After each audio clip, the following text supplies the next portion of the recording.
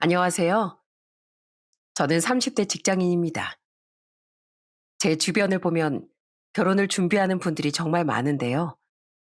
별탈 없이 결혼까지 꼴이라는 사람들도 많지만 결혼 준비 내내 트러블로 어떻게 해야 하나 고민하는 분들도 많습니다. 사실 서로 다른 환경에서 자란 두 사람이 하나의 가정을 꾸린다는 게 쉬운 일은 아니잖아요. 그런데 여기에다가 양가 가족들끼리 얽혀 있으니 결혼 준비부터 신혼 때까진 정말 난리법석이 아닐 때가 많죠. 저 역시 이 난리법석을 겪었던 사람이었는데요. 정말 그때만 생각하면 자다가도 벌떡 일어날 정도로 화가 솟구칠 때도 있습니다. 그때의 기가 막힌 얘기를 여러분들께 들려드리려고요. 저는 꽃게잡이 어선 선장이신 아빠 밑에서 자랐어요. 아빠는 어릴 적부터 할아버지와 함께 꽃게를 잡으셨습니다. 오랜 시간 거친 바다 생활을 하시다 보니 투박하고 무뚝뚝하셨지만 그래도 누구보다 가족들을 사랑하는 아빠였어요. 엄만 정말 살뜰하게 살림도 잘하시고 내조도 잘하는 1등 살림꾼이셨고요. 거기다가 할머니, 할아버지를 모시고 살면서 동네에서도 제일 가는 효부였어요. 그렇지만 할머니는 그런 엄마가 아무리 잘해도 못마땅해 하셨습니다. 항상 엄마에게 하는 말은 늘 똑같았어요. 네가 우리 집안에 오면서 수저 하나 가지고 왔냐 뭐랬냐. 돈 하나 들고 오지 않고 몸만 덜렁 와놓고선 당연히 집안일을 네가 잘해야지. 동네 사람들이 암만 칭찬해도 난 너 인정 못한다. 그런 할머니가 나중에 치매에 걸렸을 땐 엄마한테 온갖 행패란 행패는 다 부리셨어요. 너 누구야? 너 누군데 우리 집에 있어? 어머님, 저 어머님 며느리예요, 며느리. 며느리? 우리 며느리 너처럼 안 생겼어. 너 우리 남편이랑 바람핀 그 여편 내지? 감히 여기가 어디라고 들어와? 어머님, 제발 정신 좀 차리세요. 저 며느리예요. 며느리라고요. 시간이 갈수록 할머니의 치매 증상이 심해지면서 사실 할아버지도 아빠도 다 할머니를 요양원에 모시자고 했었습니다. 그렇지만 엄만 절대로 그럴 수 없다며 끝까지 할머니를 본인이 모시겠다고 하셨어요. 그때 당신 저 역시 엄마가 이해되지 않았지만 지금 생각해보면 엄만 며느리로서 최선을 다하고 싶었기 때문에 그랬던 것 같습니다. 그렇게 몇 년을 할머니 치매로 병수발을 하셨어요. 그러다 할머니가 돌아가시고 나서야 엄마의 삶은 조금씩 편안해졌던 것 같습니다. 그런 엄마의 인생을 곁에서 보면서 전 절대로 저런 시어머니 만나면 안 되겠다고 생각을 했던 것 같아요. 엄마의 시집살이를 보면서 자라다 보니 결혼에 대해선 정말 저도 신중했습니다. 연애를 몇 번 해봤지만 여태껏 만났던 사람들과는 결혼은 주저하게 되더라고요. 그러다가 제가 30대 후반 딱 이 남자구나 하는 사람을 만나게 되었습니다. 지인의 소개로 만나게 된 은행원이었던 이 남잔 참 다정다감했어요. 늘 제 얘기를 잘 들어주고 공감도 많이 해주는 그런 착한 마음씨를 갖고 있는 사람이었어요. 자신의 일을 사랑하고 열정을 갖고 일하는 모습을 보면서 참 성실하구나 느꼈던 것 같아요. 그렇게 이 남자 연애를 하게 되면서 아, 이 남자와는 평생 이렇게 편안한 행복감으로 살 수 있겠구나 느꼈던 것 같습니다. 그러면서 저희는 결혼을 생각하게 되었어요. 사실 남자친구만 생각하면 더할 나위 없이 좋은 사람이라는 건 알았지만 딱 한 가지 걸리는 게 있었어요. 그건 바로 남자친구 집안이었습니다. 어느 날 남자친구가 제가 알아야 할 말이 있다면서 저에게 말을 꺼내더라고요. 사실 우리 집 좋은 집안은 아니야. 아버지, 엄마가 내가 중학생 때 노인들 상대로 떴다방처럼 건강식품을 허위 광고하면서 팔다가 사기죄로 고소당해서 교도소도 다녀오기도 했어. 처음부터 너한테 얘기하고 싶었는데 왠지 말이 떨어지지 않더라. 이제야 말해서 미안해. 뭐? 교도소? 그럼 중학교 때는 어떻게 생활했는데? 여동생들도 있었잖아. 자전거 타고 신문 배달도 좀 하고 그러면서 지냈지. 엄마 아버지가 안 계셨으니까 내가 동생들도 챙겨야 했어. 사실 지금도 엄마나 아버지나 잘 보고 살진 않지만 그래도 부모라 아예 끊지 못하겠더라고. 내 이런 상황을 이해해 줄 수 있겠어? 처음 남자친구의 말을 듣고서 전 너무나 당황스러웠습니다.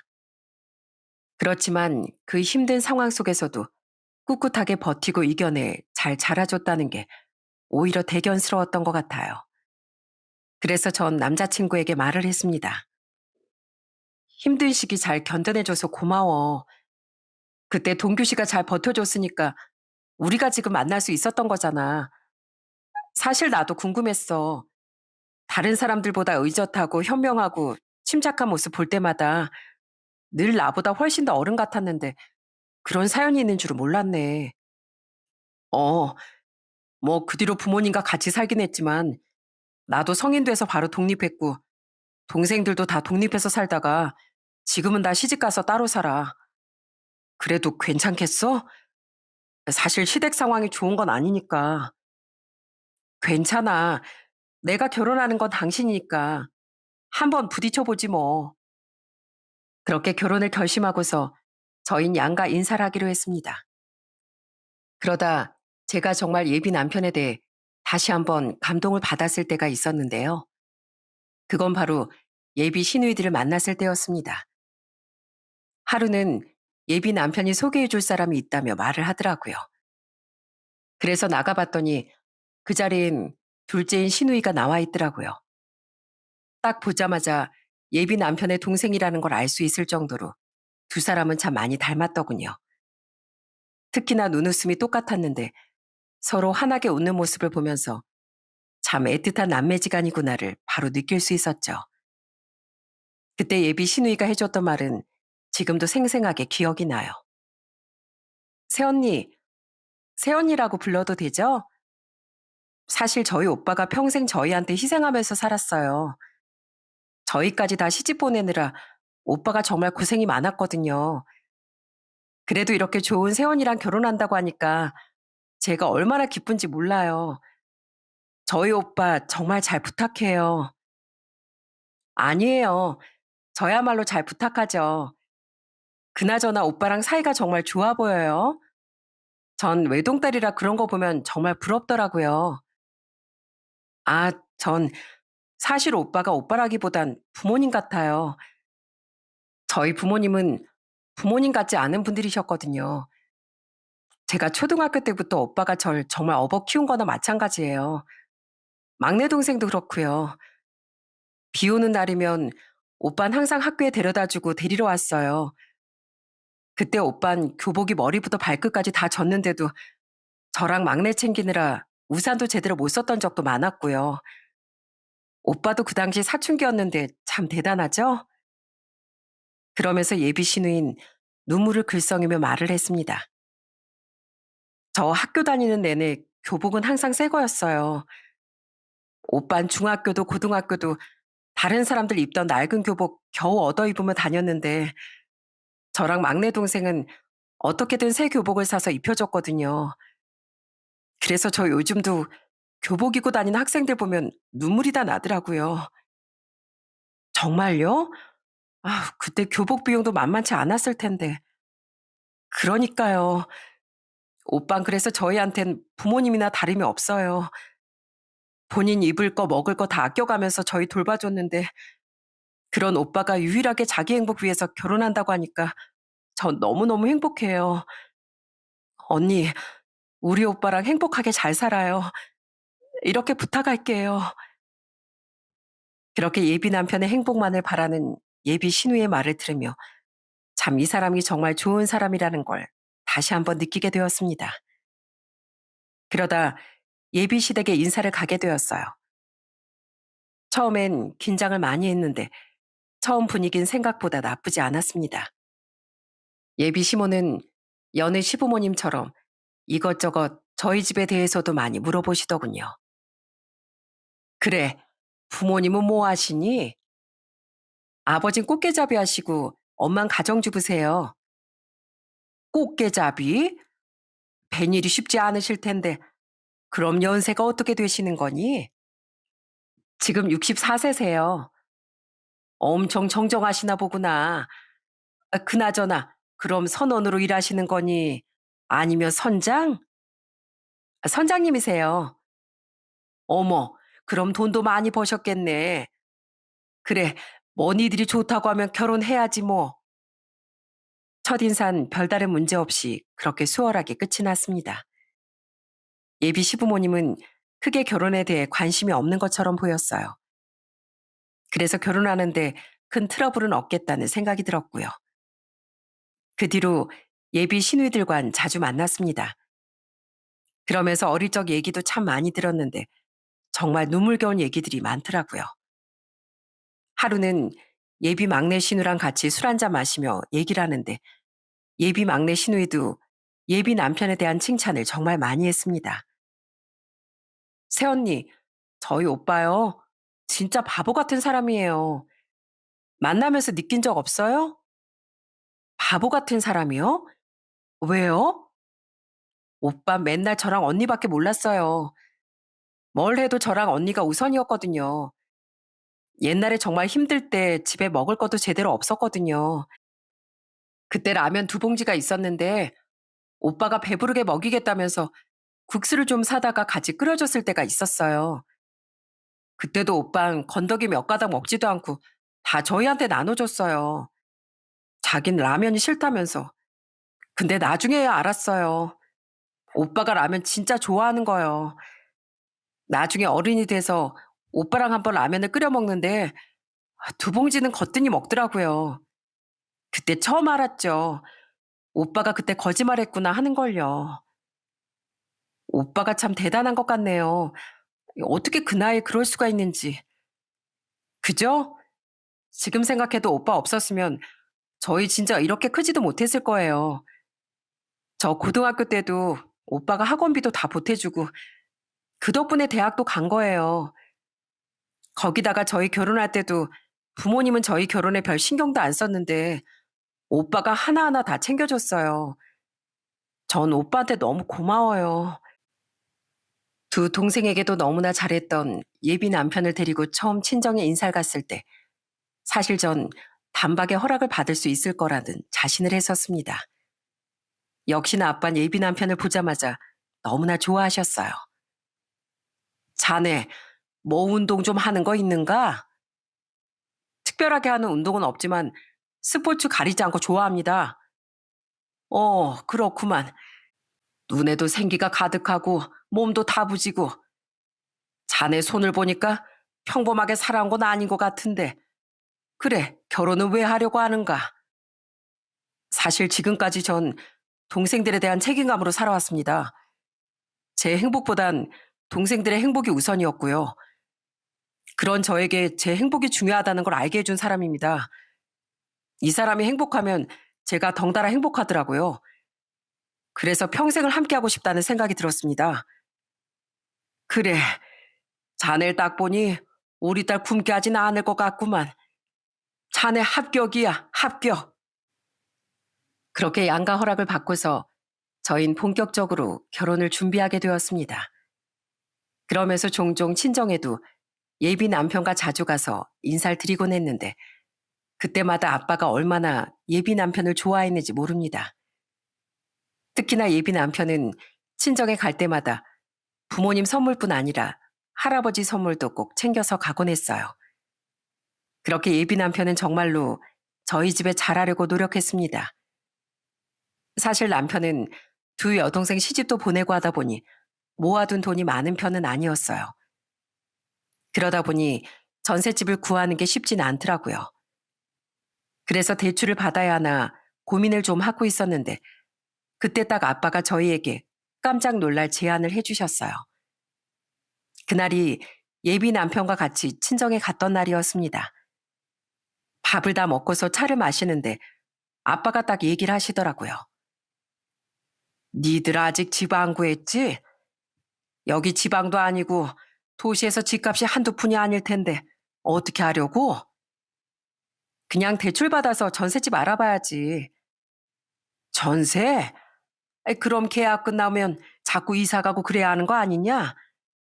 그러기보단 그냥 아빠가 아파트 하나 해줄 테니까 거기서 신혼살림 시작하는 건 어떠냐? 네? 아버님, 아닙니다. 저희가 둘이서 알아서 작게 시작하겠습니다.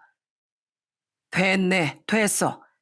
김서방 집안 사정도 우리가 모르는 것도 아니고, 거기다가 우리한테 자식이라곤 딸 딱 한 명인데, 그 정도는 당연히 해줄 수 있지. 대신, 자네 우리 딸 눈에 눈물 나게 하면 다시 환수할 걸세. 아버님, 감사합니다. 저희 정말 앞으로 행복하게 잘 살겠습니다.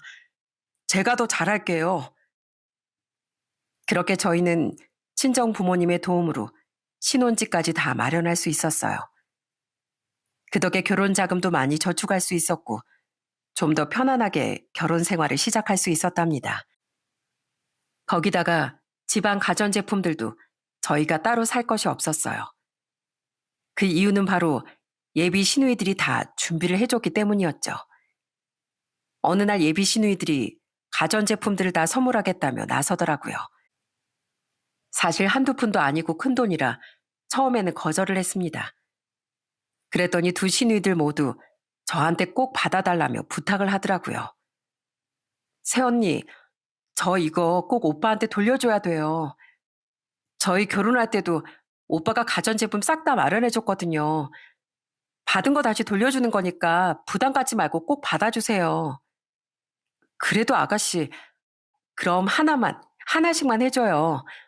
이렇게 다 해줄 필요 없어요. 어떻게 그래요? 언니가 집도 해오는데 오빠가 혼수는 싹 채워야죠. 언니 원래 이런 건 다 품앗이하고 그러는 거예요. 그러니까 편하게 받아줘요. 그렇게 예비 시누이들은 신혼 살림을 정말 싹 다 채워줬습니다. 얼마나 마음이 섬세하고 꼼꼼한지 대충 선택한 게 아니라 신혼집 인테리어나 제 취향까지 생각해서 준비를 다 해줬더라고요. 전 그런 예비 시누이들에게 너무나 고마운 마음이 들었습니다. 그런데 예비 시부모님은 뭘 해주셨는지 아시나요? 어느 날 신혼집에 뭘 주겠다며 찾아오신 적이 있었어요. 그때 결혼식을 하기 전에 살림은 미리 합친 상태였는데 갑자기 오신다고 하니 무슨 일인가 생각을 했었습니다. 그런데 딱 예비 시모가 도착을 해서 봤더니 엄청 큰 쇼핑백을 들고 왔더라고요. 전 처음에 신혼 선물로 뭘 준비를 하셨나 보다 생각을 했습니다. 솔직히 기대도 좀 했고요. 그런데 그 안에서 나온 걸 보고 진짜 너무 놀라서 말문이 막힐 수밖에 없었어요. 그게 뭐였는 줄 아세요? 바로 여기저기서 받은 수건들이었어요. 예비 시모는 본인 돈으로 산 것도 아니고 답례품으로 받은 수건들을 잔뜩 가지고 와선 욕실장에 하나하나 다 꺼내놓기 시작했습니다. 그러면서 하는 말이 더 기가 막혔어요. 예, 이런 거 하나하나 사려고 하면 다 돈이야, 돈. 내가 집에서 그래도 안 쓰고 모아뒀던 거 새 거 가지고 왔다. 이 수건들 얼마나 좋은 건지 아니?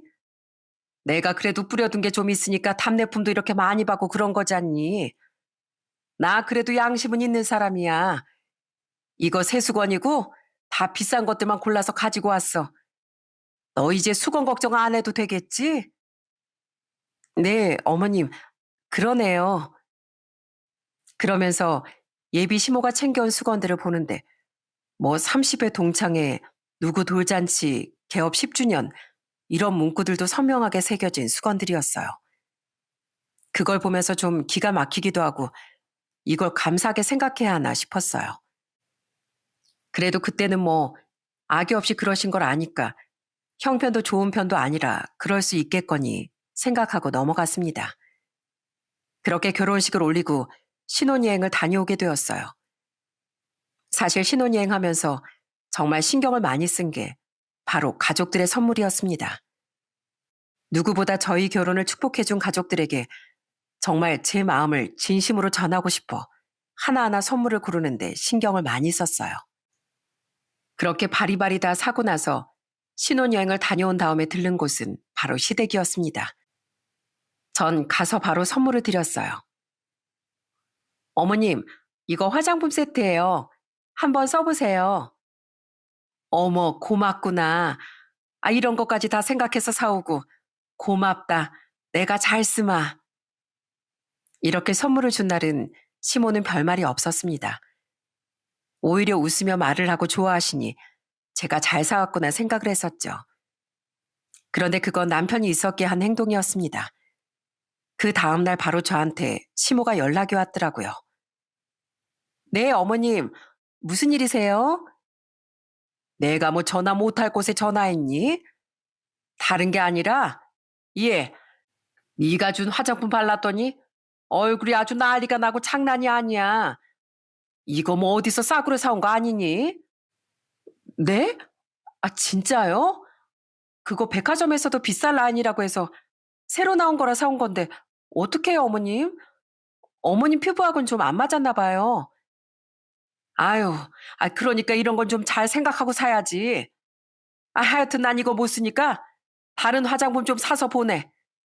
내가 쓰고 싶은 거 그거 보낼 테니까 그걸로 보내면 된다. 알았지? 이건 내가 알아서 처리할 테니까 걱정하지 말고. 그러면서 시모가 보내준 사이트를 들어가 봤는데 세상에나 전 가격을 보고 너무 깜짝 놀랄 수밖에 없었어요. 기초 라인부터 시작해 우리나라에서도 진짜 비싸다고 말 나오는 화장품이었거든요. 이걸 어떻게 해야 하나 싶어 남편과 의논을 했는데 본인이 알아서 정리를 하겠다고 하더라고요. 그러더니 나중엔 그냥 시모가 평소에 쓰던 화장품으로 보내도 된다는 답변을 받았다고 했습니다. 남편에게 그 말을 들으니 뭔가 찝찝한 기분이 들었어요. 마치 저한테만 그렇게 대하는 듯한 느낌이었거든요. 그땐 그저 제가 잘못 생각하고 착각했나 생각을 했는데 시간이 가면서 이게 제 착각이 아니라는 걸 알게 되었어요. 그래도 시부모님은 아들까지 결혼을 했으니 이제라도 부모 노릇을 하려고 하셨던 것 같습니다. 어느 날부터 같이 밥을 먹자고 하는 날이 많아졌어요. 그러다 하루는 남편과 함께 시댁에 가서 밥을 먹고 있었어요. 그런데 갑자기 시모가 뜬금없는 얘기를 꺼내더군요. 에휴, 우리도 내년에 전세 만기에 이사도 가야 하는데 여기 집주인이 연장을 해줄지 말지 모르겠구나. 그래, 니들 사는 곳은 어떠니? 동네는 좀 괜찮어? 아, 네. 남편이 원래 살던 동네라서 괜찮죠. 근데 어머님 댁 전세 만기 되신 거예요? 그래. 전세금도 자꾸 올리겠다고 하고 우리 형편에 이렇게 매번 전세 이사 다니는 것도 힘들고 그래서 말인데 우리 집 구하는 것도 힘들고 이사 다니는 것도 힘든데 그냥 니들 집에서 같이 살면 안 되겠니? 내가 살림도 좀 도와주고. 네? 저희 집에서요? 그래. 솔직히 아들이랑 같이 살고 싶기도 하고 이제 며느리도 들어왔는데 합가해서 살아야지 뭐. 너희 친정엄마도 평생 시부모님 모시고 살았다며? 전 시모의 말에 정말 기가 막혔습니다. 무슨 생각으로 합가하겠다고 하는 건지 너무 당황스럽더군요. 그때 남편이 단칼에 거절을 했습니다. 아니요, 합가 안 합니다. 엄마 합가 안 할 거니까 그렇게 아세요. 어? 뭐 그래. 너희가 싫다고 하면 어쩔 수 없고. 그래도 처음엔 남편이 다 거절을 하니까 시모가 별다른 말을 하지 않으시더군요. 그래서 그 말은 그렇게 끝이 난 거라고 생각을 했어요. 그런데 그 다음날 또 시모가 저한테 전화를 하셨더라고요. 예, 바쁘니? 너 잠깐 통화 되지? 네, 어머님. 무슨 일이세요? 아니, 내가 생각을 해보니까 니들 이제 슬슬 애도 생각해야 되고 솔직히 너도 늦게 아이 가는 거니까 나중에 몸조리하고 살림하는 거 생각하면 힘들 거 아니야. 그래서 이참에 우리가 합가하는 게 아무리 생각해도 나은 것 같아서 말이야. 네? 어머님, 어제 그이가 말씀드렸잖아요. 합가 안 한다고요. 아니, 그거야 걔 생각이고 네 생각은 어떠니? 너도 생각해보면 출산하고 육아하고 나중에 또 복직해서 애 볼 거 생각하면 합가하는 게 낫지 않겠어? 너 아이 낳고서도 계속 일하겠다며. 친정은 멀고 애 봐주기도 힘들 텐데 그래도 내가 봐주는 게 낫잖니? 아니요, 어머님. 저도 남편과 생각이 똑같습니다. 예, 그래도 한 번은 생각해 보겠다고 말이라도 좀 하지. 어쩜 그렇게 딱 잘라서 거절을 하니? 하여튼 간에. 아유, 알았다, 그럼. 거기다가 문제는 시모뿐만이 아니었습니다. 시부도 문제였어요. 그때 당시 시부는 진짜 한량이 따로 없으셨습니다. 제대로 된 직업도 안 갖고 일용직 일을 하다가 말다가 그러셨는데, 그러면서도 또 남들에게 보여지는 건 제일 중요하게 생각하셨던 분이었어요. 그러다 보니 형편에도 맞지 않는 걸 원하실 때가 정말 많았고요. 처음엔 시부께 신혼여행 선물로 브랜드 옷도 선물로 드리고 비싼 양주도 선물해 드리니 너무 좋아하시더라고요. 그때 며느리 덕에 호강한다며 그러시니 전 시부만큼은 좋으신 분이구나 생각을 했었죠. 그런데 그게 아니더라고요. 어느 날 저한테 차 얘기를 슬슬 꺼내기 시작했습니다. 아가, 요즘은 다들 어떤 차를 타고 다니냐? 아무래도 내가 차를 탄 지 오래되다 보니까 영 굴러가는 것도 시원치 않고 바꿔야 할 것 같은데 요즘은 아무래도 국산보단 외제차를 많이 타지? 차 바꾸시려고요? 아버님 근데 차 바꾸신 지 5년 되신 거 아니셨어요? 그러긴 한데, 아이 그래도 내 나이도 있고 체면도 있고 이제 슬슬 바꿔야지. 며느리도 들어왔는데 들어보니까 다른 집 며느리들은 시아버지 차도 바꿔주고 그런다던데 우리 며느린 그런 거 없냐? 네? 저보고 차를 바꿔달라시는 거예요? 아버님 그건 좀... 에이 왜? 그래도 니들이 내 면을 좀 세워줘야지. 남들은 자식들 결혼하면 호강한다는데 나도 호강 좀 해보자. 전 너무나 황당했습니다. 아니 누가 며느리가 시부를 위해 차를 바꿔주나요? 거기다가 결혼한 지 뭐 얼마나 됐다고 그런 요구를 하시는지 너무 황당했습니다. 그런데 시부의 태도는 너무 당당하더라고요. 누가 보면 당연한 걸 요구하는 것처럼 보일 정도였죠. 근데 그때 바로 남편이 또 딱 잘라냈습니다. 아버지, 아니요. 저희 그 정도 여유롭지도 못하고 차 못 바꿔드려요. 그리고 지금 타고 다니시는 차도 문제 없으시잖아요. 벌이도 없으신데 차를 바꿔서 어쩌시려고요? 뭐? 뭐라고? 야 이놈아, 그래도 네가 자식인데 애비를 위해서 그 정도도 못 해주냐? 네, 못 해드려요. 허참, 니들은 부모가 우습냐? 우스워. 돈 없으니까 뭐 이런 것도 절대 못 해준다 이거지? 됐다, 됐어. 자식 있어봐야 하나 소용없다더니만. 남편이 딱 잘라 거절하면서 그날의 상황은 그렇게 마무리가 됐지만 전 시모에 이어 시부까지 이런다는 게 영 찝찝하고 마음이 혼란스러웠어요.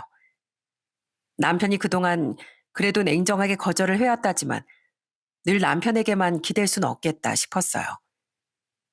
역시나 그 다음 날에도 시모에게 또 전화가 왔습니다. 예, 아무리 그래도 사람 면전 앞에서 그러는 건 좀 너무하지 않니? 그래도 생각 한번 해보겠다 그러면 될 것을. 네가 주저주저 하니까 네 남편이 나선 거잖아. 어머님, 저희 형편이 아주 좋은 것도 아닌데 어떻게 차를 바꿔드려요. 안 그래도 저도 거절하려고 했는데 남편이 먼저 거절한 거예요. 뭐? 아니, 우리가 뭐 집을 달래 뭘 달래? 그냥 차 좀 바꿔달라고 한 것뿐인데 꼭 그렇게 냉정하게 남처럼 거절해야 되니? 난 진짜 그게 더 서운하다 얘. 남도 아니고 가족인데. 어머님, 가족이니까 이렇게 얘기를 하죠. 저희 그렇게는 못 해드려요. 저나 남편이나 생각은 같으니까 이렇게 저한테만 또 연락하셔서 말하는 거 안 해주셨으면 좋겠네요. 그렇게 저도 냉정하게 거절을 하니 시모는 두말하지 않고 바로 전화를 끊으셨습니다. 서운할 순 있겠지만 저희도 못하는 걸 해주겠다고 말하는 건 아니라고 생각을 했어요. 그렇지만 신혼 초부터 이렇게 요구들이 쏟아지니 저 또한 생각이 너무 많아지더라고요. 아무리 어느 정도 상황을 알고서 결혼을 했다지만 제가 감당하기엔 너무나 벅차다는 생각도 들었어요. 그러다 결정적인 사건이 벌어지게 되었습니다. 그날은 제가 결혼한 지 3개월도 되지 않은 때였어요. 시모에게서 갑자기 줄 게 있다며 집에 잠깐 들르겠다고 전화가 왔어요. 그렇게 얼마 뒤 시모는 이것저것 반찬을 싸들고 왔더라고요. 어머, 어머님, 이게 다 뭐예요? 아, 이거 우리 아들 좋아하는 반찬. 그래도 니들 둘 다 일하는데 반찬 해 먹을 시간 없을 거 아니야. 그래서 좀 쌓아봤어. 냉장고 비어있지? 장조림이랑 나물무침이랑 해왔으니까 두고두고 먹어라. 아휴, 이걸 다 만드신 거예요? 하루 종일 고생하셨겠네요. 이 정도 뭐 기본이지 뭐. 아무튼 바로 냉장고에 넣어두렴. 아휴, 오늘 날도 덥고 시원한 음료수 있니? 나 그거 한 잔 다오. 아, 네. 잠깐만 기다리세요. 시몬 웬일인지 잔뜩 음식을 싸들고 왔더라고요. 그걸 보고서 그간 저에게 했던 행동들이 미안해서 저러시는 건가 싶었어요. 그렇게 전 음료수를 시모에게 드리고 옆에 앉아 이야기를 나누게 되었습니다. 그런데 시모는 갑자기 자기 친구 아들 얘기를 하시더군요. 내 친구 중에 명식이라고 동규랑 동갑인 내 친구 아들이 있거든. 니들보다 한 1년 좀 빨리 결혼했지 아마. 근데 이번에 이혼했다지 뭐니. 아, 그래요? 근데 왜 이혼했대요? 아유, 몰라. 요새 애들이 워낙 몇 번 살아보고 안 맞으면 바로 이혼한다잖아. 근데 뭐 결혼이 애들 장난도 아니고 이 인생에서 제일 큰 일인데 그렇게 전 뒤집듯이 그냥 훅훅 뒤집어 버리면 되겠니? 아유, 그죠. 뭐 결혼도 이혼도 신중하게 생각해야죠. 그지? 그래. 너도 그렇게 생각할 줄 알았어. 결혼도 물론 신중하게 해야 하지만 한 번 한 결혼, 이혼은 더 신중해야지. 전 그때 시모가 도대체 이 말을 왜 꺼내지 싶었습니다. 그냥 저와 소소한 이런 얘기를 하고 싶으셨던 건가 했어요. 그런데 그 순간 시모의 입에서 나오는 얘기를 듣고서 진짜 머리를 띵 한 대 맞은 듯 했습니다. 그래서 말인데 니들 여기 집은 누구 명이니? 이 집이요? 이 집 제 명이죠. 저희 집에서 해주신 거니까 제 명의로 되어 있어요. 그건 왜요, 어머님?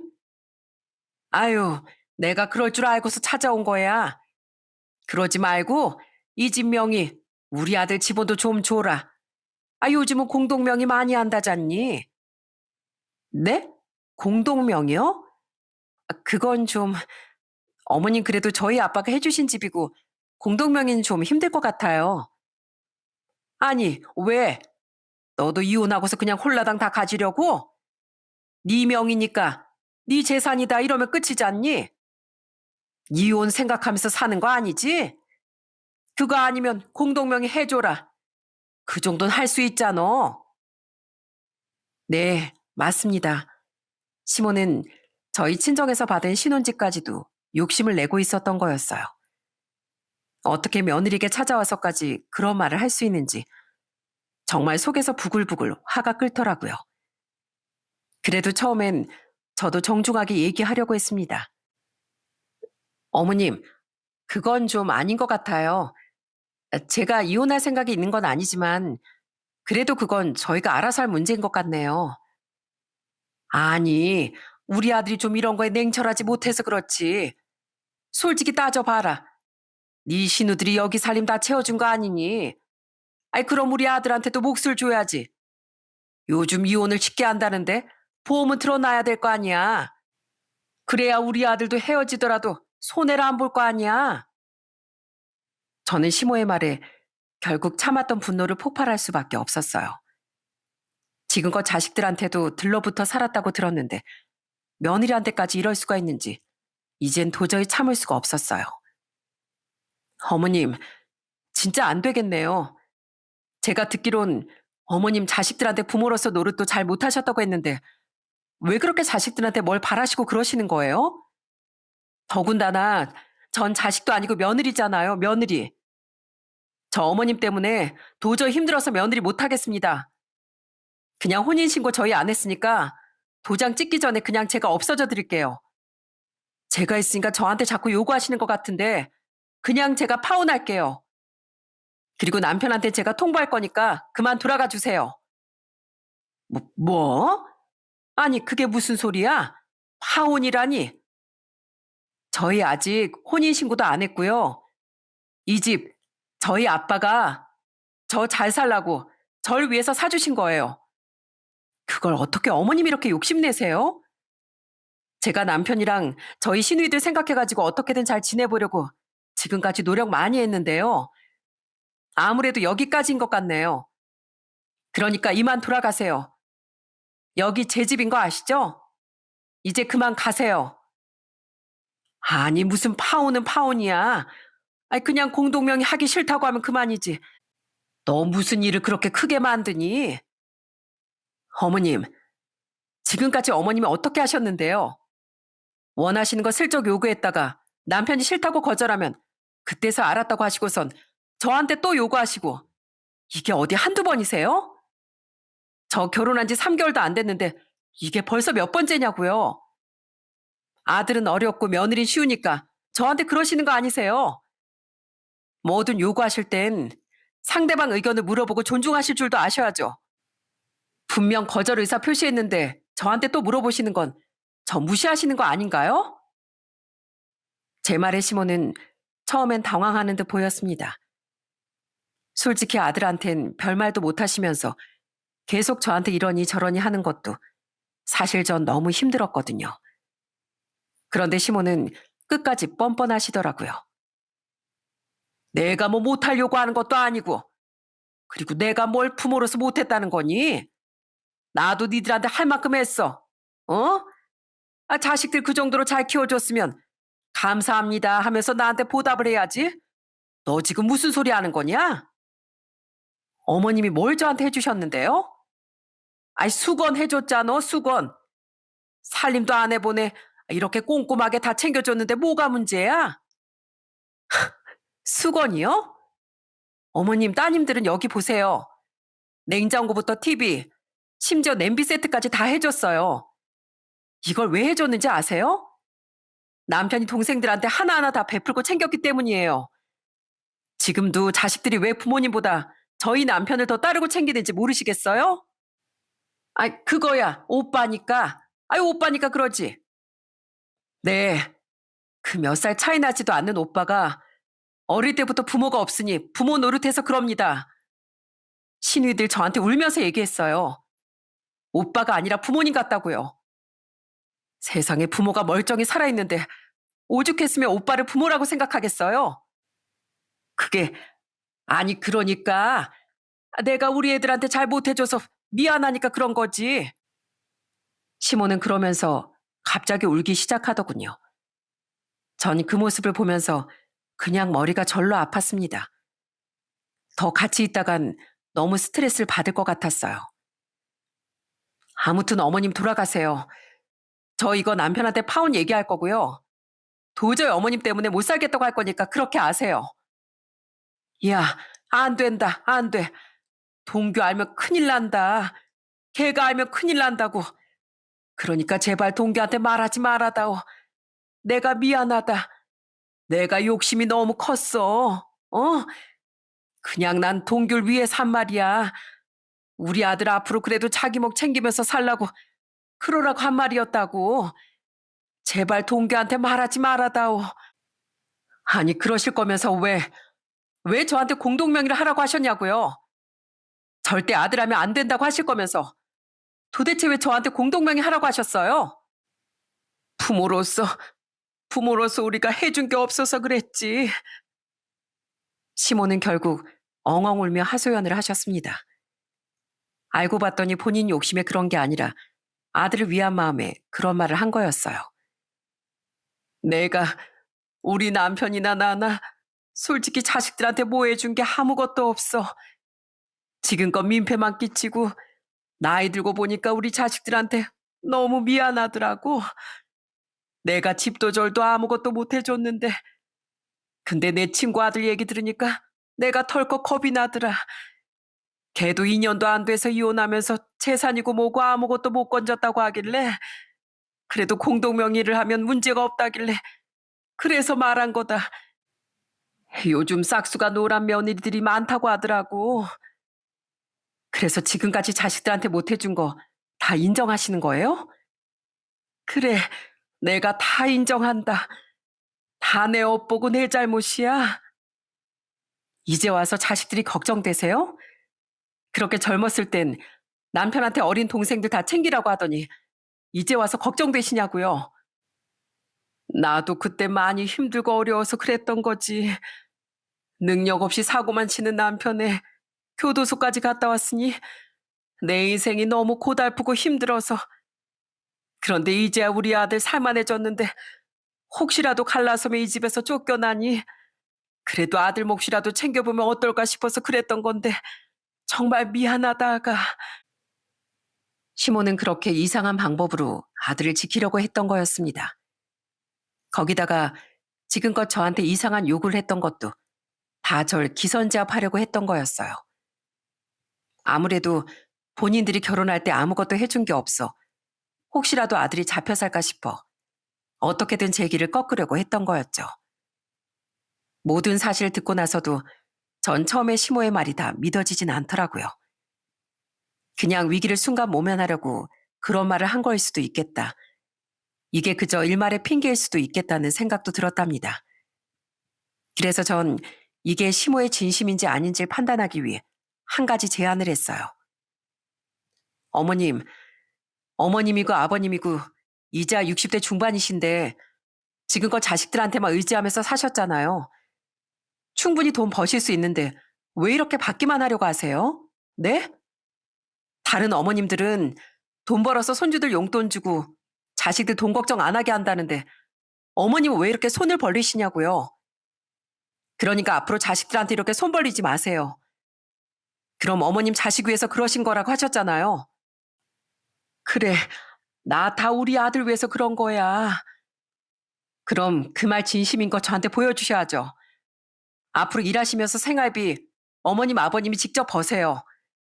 그러실 수 있으면 저희가 남편한테 말 안 하고 그냥 넘어갈게요. 뭐? 진짜야? 진짜 우리 동규한테 말 안 한다는 거지? 내가 그러니까 일만 하면 된다는 거지? 네, 그럴게요. 진짜요. 대신 어머님 제가 한 말 꼭 지키셔야 돼요. 알았다, 알았어. 아유, 처음 봤을 땐 맹맹한 애인 줄 알았더니만 너 진짜 보통이 아니구나. 제가 보통이 아니니까 여기 시댁으로 시집 왔겠죠? 아직도 모르셨어요? 그러니까 저 어머님이랑 다시 잘 지내보고 싶으니까 꼭 그 약속 지키세요. 아유, 알았다니까. 내가 그래도 한 입 가지고 두 말은 안 한다, 얘. 처음엔 그래도 반신반의하면서 시모의 변화를 지켜봤습니다. 그런데 정말 시모는 그날 이후로 바로 원래 다니던 식당으로 계속 출근해 일을 하기 시작하셨어요. 식당에 다니시긴 했지만 거의 파트타임으로 짧게만 가셨는데 이젠 풀타임으로 내내 일하시며 돈을 벌기 시작하셨죠. 그 모습을 보면서 시모가 정말 진짜 나쁜 사람은 아니었구나 알게 되었어요. 아마 시모는 시댁 상황을 다 알면서도 시집 온 제가 남편을 너무 좋아하니 뭔 요구를 해도 다 들어줄 거라고 생각을 하셨던 것 같아요. 그런데 전 그렇게 물렁한 사람이 아니었던 거죠. 그러면서 얼마 뒤엔 시모와 함께 저희 집에서 막걸리 한 잔도 마시며 얘기를 했습니다. 들어보니 시모의 인생도 참 기구하고 마음 아프더라고요. 결혼하고서 봤더니 네 시아버지가 한량 중에 한량이더라고. 할 줄 아는 건 남 속이는 것뿐이라 그래도 그걸로 돈 벌어먹고 살아야 하니 나도 나쁜 걸 알면서도 남편 따라 떴다방이를 했던 거야. 근데 3번이나 교도소 갔다 오니까 애들이 날 엄마 취급도 안 하더라. 아무리 내가 잘하려고 해도 이미 늦어버렸더라고. 우리 아들한텐 항상 미안하고 면목이 없는 엄마야 내가. 그래서 저한테 공동명의 하라고 하신 거예요? 그래.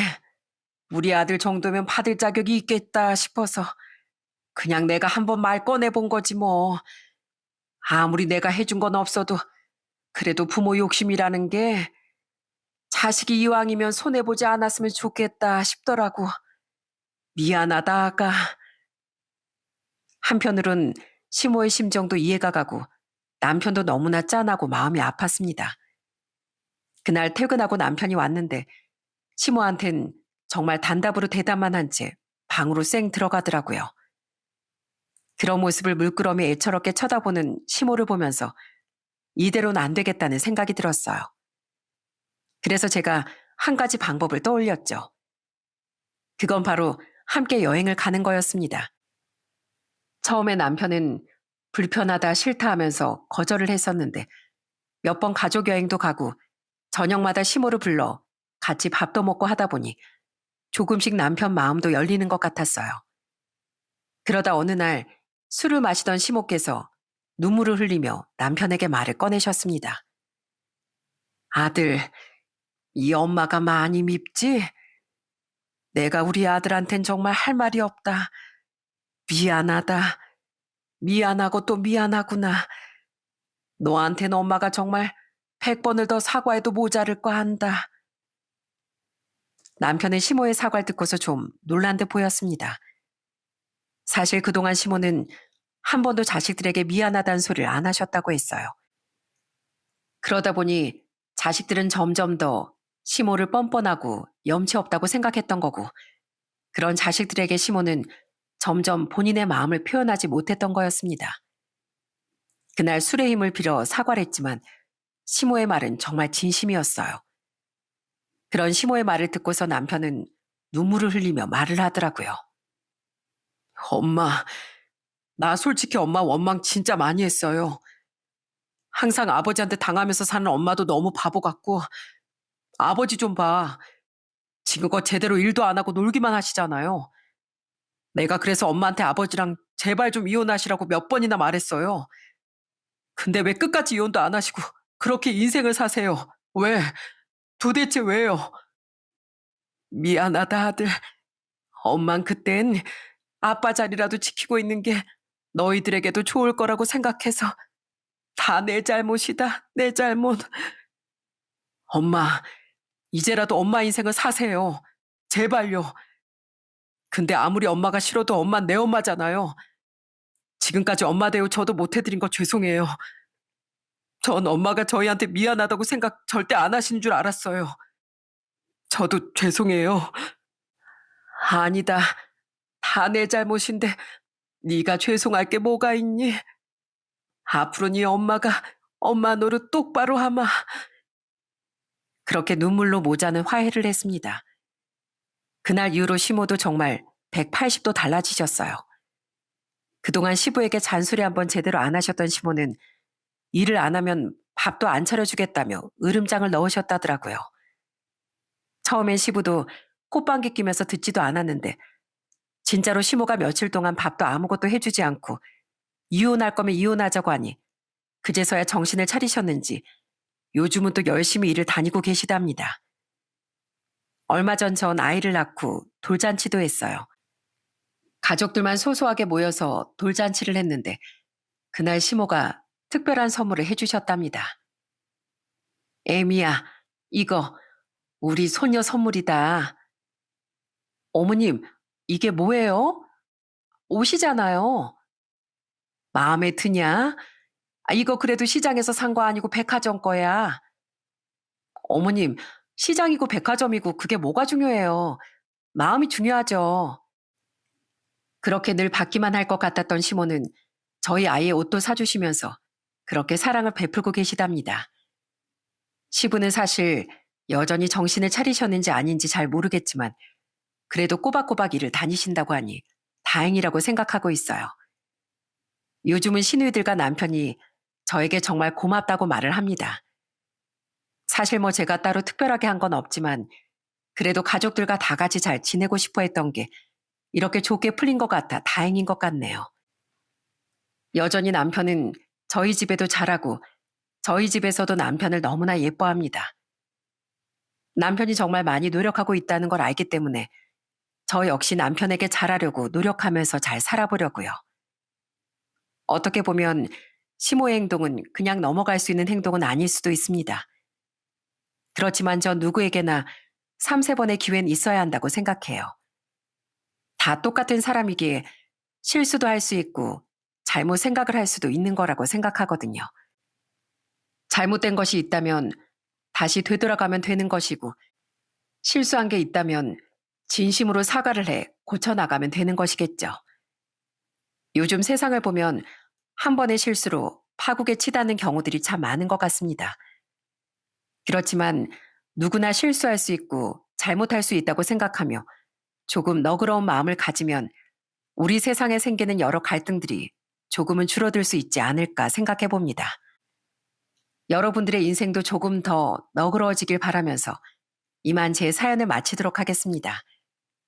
지금까지 들어주셔서 감사합니다.